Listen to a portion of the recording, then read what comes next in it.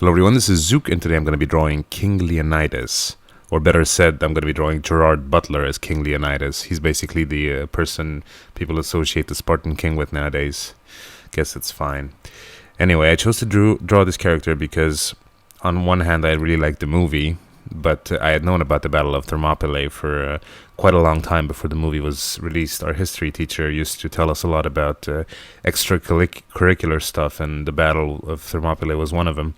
So it was an interesting tale. So it was nice seeing the movie because it put in visual form what I already knew from high school.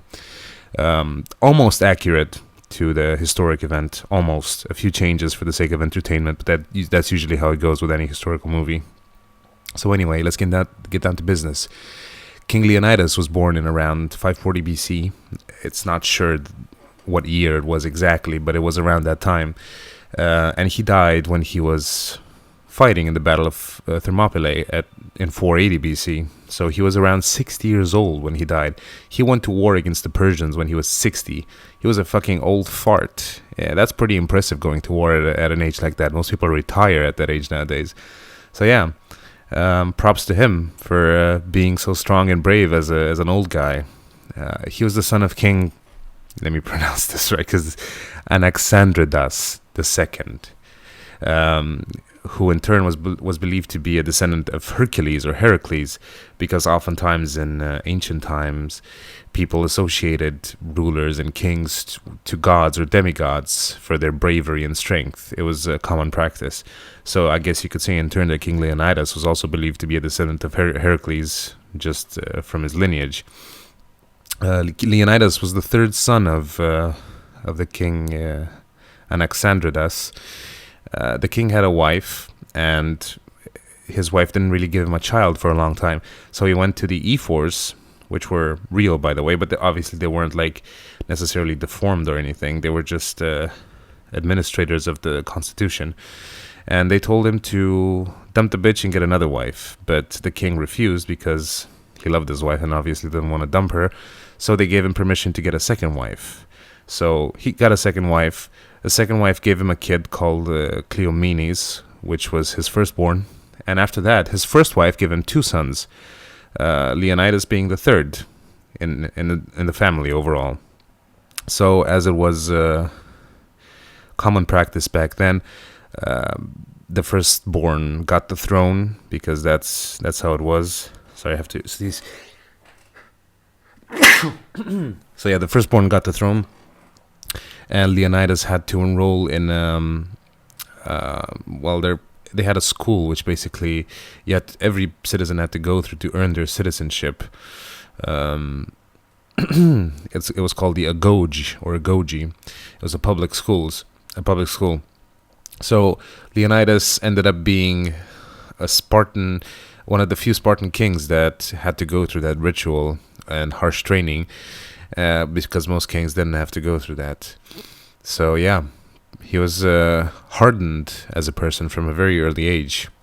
Probably a reason for his strength and bravery overall, because he was a soldier. He was a king soldier. He wasn't a pampered or anything like that. Sure, Spartans didn't have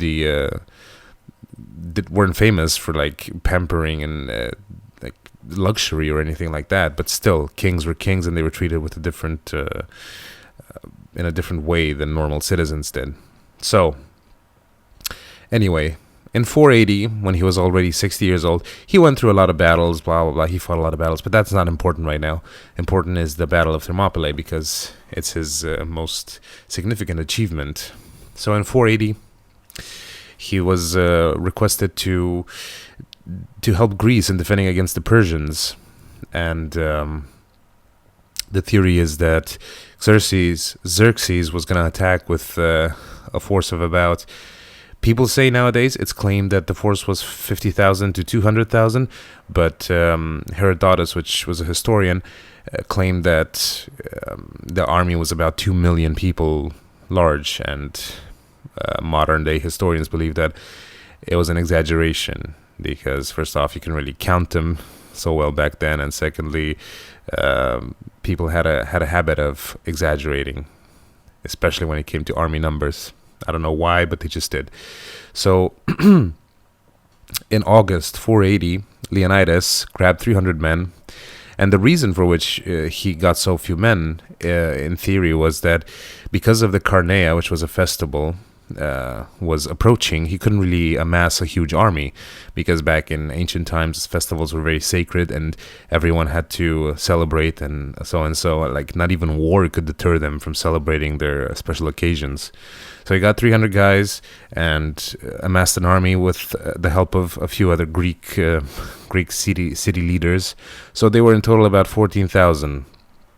And they got to Thermopylae, where in the first day they killed about 20,000 people, which was pretty good considering. And they lost about 2,500, according to my sources, which is Wikipedia. Well, I don't know. Yeah, maybe they're accurate. I don't know. I can't say, but Wikipedia says so it must be true.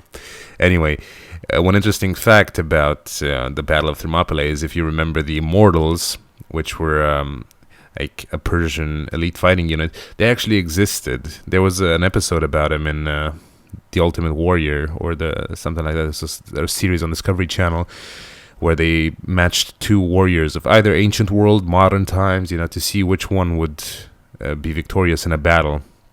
And the Persian elite, the Immortals, were actually soldiers that were extremely well trained and very. They had basically access to anything they wanted. The best weapons, best clothes, best food, best training, best women. They were basically pampered from an early age and made into super warriors. Now, of course, they got a bit hyped in the movie because it's a movie. But in reality, they were just very well-trained soldiers that had very good quality gear to work with, which the most expensive metals and such, for the sharpest blades and all that stuff. So they were a force to be reckoned with, sure, but they definitely weren't immortals. They were called immortals because they were so fierce. So people automatically assumed that they could never die, but they could. So there you go. Now, the scene where Leonidas is betrayed by the deformed guy called Ephialtes.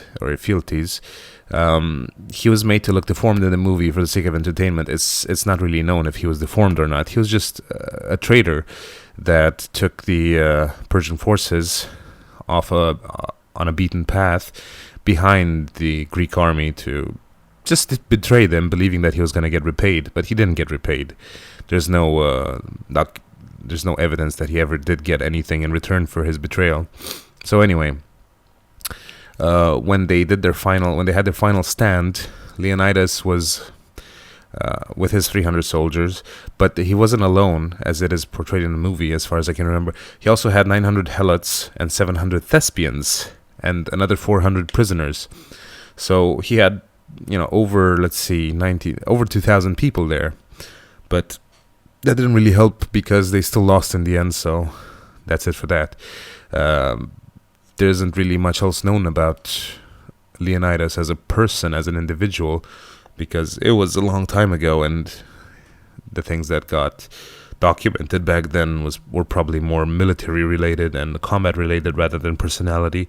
But there have been a lot of documentaries on Discovery Channel and History Channel that talked about Spartans and their way of living, and they had a pretty extremist view on how their political system needed to be. I think that at some point they said they needed to have two leaders with equal power, but which would be switched all the time, something like that. It was a long time ago, and I forgot a lot of it. I should probably read up a bit before trying to explain any concrete facts. But what's certain is that their system never really worked out, because it's normal it's in human nature for people to want more, to want power, to be greedy. So equality would have never worked in a no matter what society it was. Even with the indoctrination from an early age, it would have never worked. It's simply because once you have a taste of something, you want more of it. That's just how we are as people. So anyway, enough about that. Let's see. The drawing took about 3.5 hours, and I chose this pose, which is a pose from I think it's a wallpaper from somewhere, because I think it captures the essence of King Leonidas better than an action pose like him impaling some Persian or something like that. Yeah, he does a pretty good job, Gerard Butler, playing or at least portraying the emotions that the king would have felt in those times. So he's an okay actor. Not my favorite, but he's pretty good. So yeah, this picture was kind of nice in capturing what emotions he must have felt at that point. So plus, I like doing these close-up portraits once in a while just to practice like eyes and mouth and stuff. So I think it was okay. But yeah, that was about it for now. Thank you for watching, and I'll see you for my next drawings. Bye-bye.